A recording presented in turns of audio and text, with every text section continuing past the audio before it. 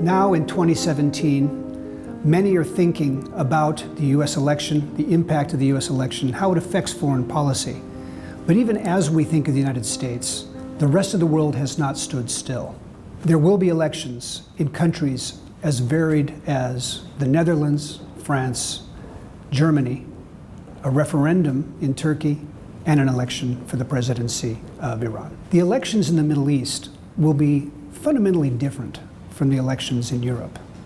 The elections in the Middle East that I mentioned, where the referendum that'll take place, are decisions that the people of these countries are going to make about the governance of their countries, about the directions of their countries. Iran, it will be whether the reformist bloc that has led the discussions with the West in the person of President Rouhani will remain in power.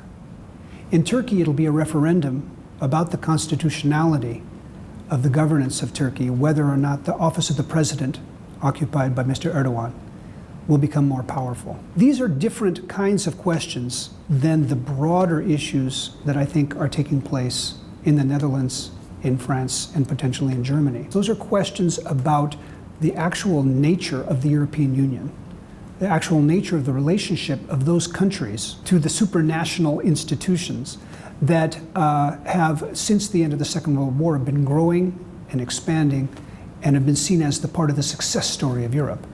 Geert Wilders, the candidate in Holland, challenges that idea, talks more about a Dutch identity that keeps out foreigners rather than looking for an ever closer union with people unlike the Dutch.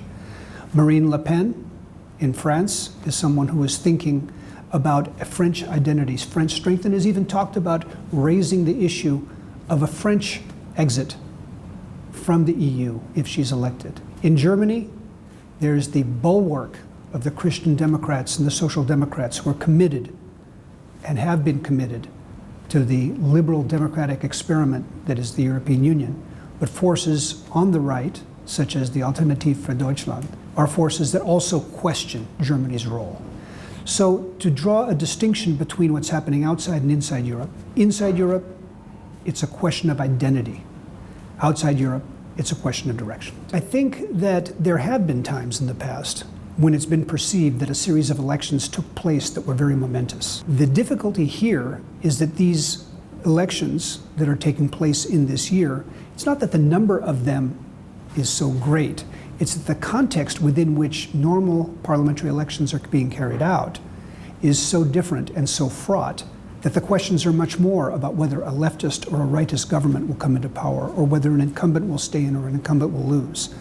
The decisions that these elections signify will be decisions about the very existence of the European Union. And that's what makes it different this particular year.